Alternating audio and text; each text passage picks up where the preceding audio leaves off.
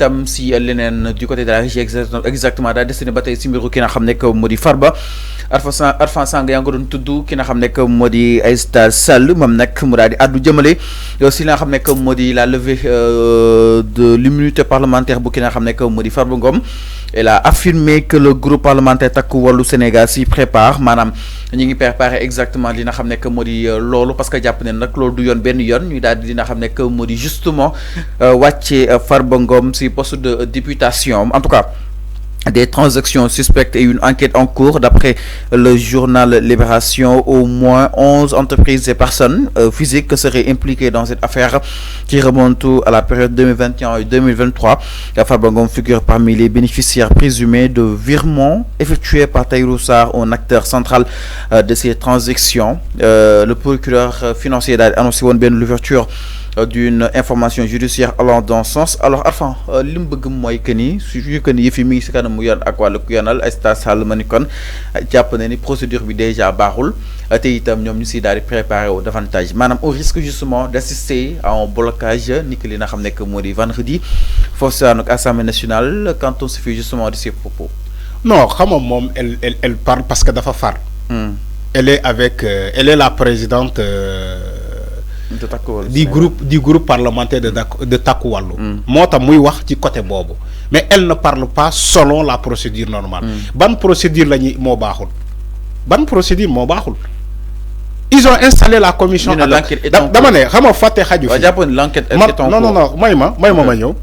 L'enquête qui est en cours. Le procureur même moom moo sàkku pour ñu lever l'immunité parlementaire du député Farba Ngom. Maintenant où est la procédure ba muy neex baaxul. Bonne procédure la ne baaxul c'est-à-dire que ñun ñëpp fii Sénégal la ñu nekk on voit on constate et on analyse. On a tout vu Fallou Aïssata Sall mi bi wax bu mu fàttee ni que ñoom la majorité mécanique de Benno Bokk Yaakaar a procédé à beaucoup de levée d'immunité parlementaire de députés ici ci 14e législature bi ak 13e législature bi. Ousmane Sonko dama ne ñaata député la ñuy simi seen malaanel kiiraay fii ci Sénégal la majorité mécanique de Macky Sall. ñu ne teel na bii. non nañu waxante dëgg. nañu waxante dëgg à peine de 2 mois.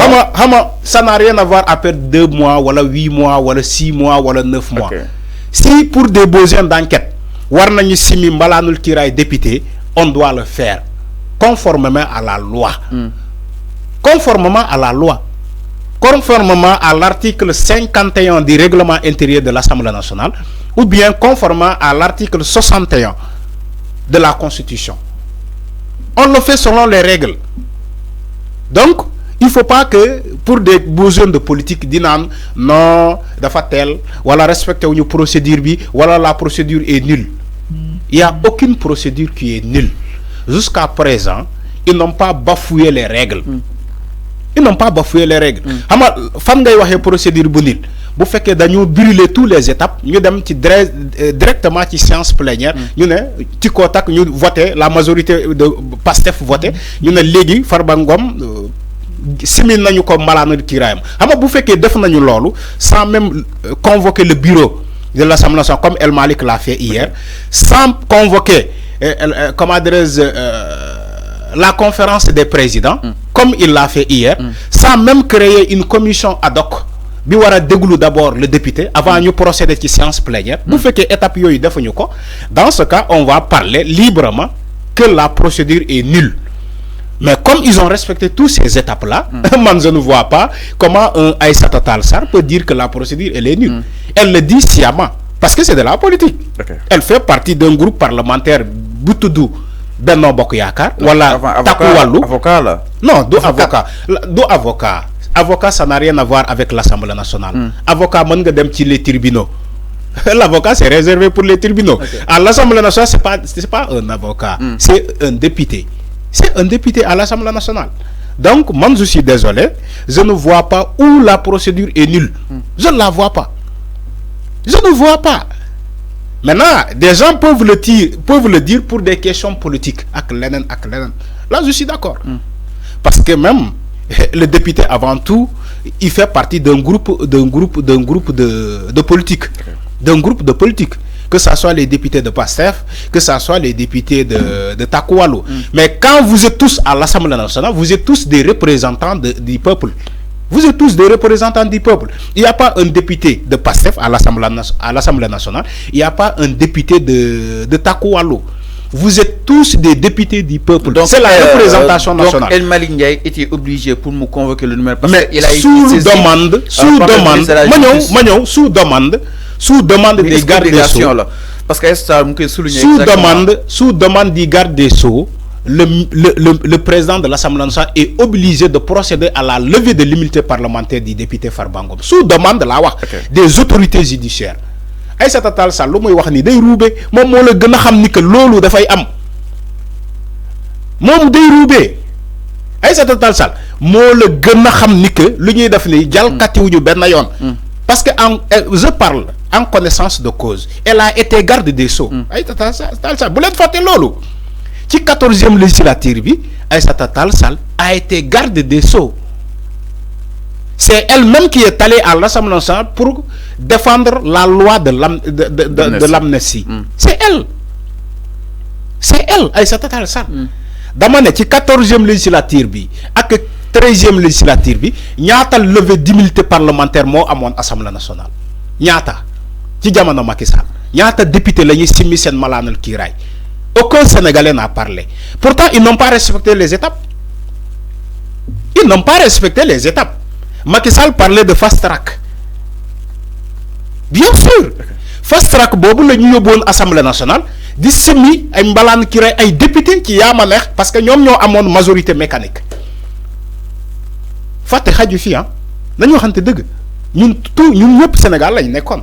Faté xaju fi. Alors, tay buñu né dañuy simi mbalane ki ray Farba Ngom, il n'est pas dit que il est coupable. Waxuma lolu. J'ai dit que conformément à la loi, conformément aux exigences du règlement intérieur de l'Assemblée nationale, on doit procéder normal et suivre correctement la procédure normale. C'est ce que j'ai dit. Alors, enfin, nous avons des réactions pour qui n'a jamais que dit le juge Dème. Enfin, juge Dème nak lim wax nak xawna doy war juge Amidou Dème néna l'histoire est en train de bégayer. Il y a une dizaine d'années après la deuxième alternance de 2012, une juridiction très utile contre la corruption et l'enrichissement illicite a été pervertie par son instrumentalisation par l'exécutif. Actuellement, le pôle judiciaire financier qui a corrigé certaines imperfections de la CREI semble suivre le chemin d'une justice dévoyée par sa politisation exactement. Ndax japp na liñ jotté gis ni avant walu politique rek mo ci dal di lalu. Donc li nga xamné que modi PJF dafa wara ñëw pour corriger exactement les imperfections justement de la CREI, mais de nous assister que ni dafay suivre li nga xamné que modi yoy des tanks exactement avant. Comment comprendre la réaction du juge Amidou Dème? C'est son analyse, il a le droit. Mais enfin, est-ce que l'autre on est dans un pays. Non, il n'est pas dit. Non, Benno dafa mën de leen persécuter. Persécuter. Tu sais pourquoi man j'ai respecté comment dire son analyse. J'ai respecté son opinion. Parce que on est dans une démocratie. Juge Dème, le mot c'est son opinion, c'est son observation. L'on l'a observé. Analysons l'on. Comme on est dans une liberté de penser. Et juge Dème a donné sa pensée, on respecte sa pensée. Mais il n'est pas dit ce que juge Dème a dit, les gens sont d'accord. Il faut écouter bien ce que j'ai dit. Non, en tant que juge, voilà. En fait, alors, il s'agit, mais il n'est pas dit que juge Dème, j'ai respecté la pensée de juge Dème. Opinion, on me l'a dit. Comme yo ni nga amé sañ joxe sa opinion. Comme Arfan lu mu amé sañ joxe sa opinion. Je suis d'accord. Mais aussi, il n'est pas dit que juge Dème est parfait. Est-ce que juge Dème est parfait? Mais japonais. Non, moi je ne tout non, Japoma. Dama ne juge Dème n'est pas parfait. Bon bu parfait homme, dina nek juge ba légui. Mom dans quand bu ma nekone juge, ñaata erreur la def dans son jugement. Non, mais c'est ce que j'ai dit.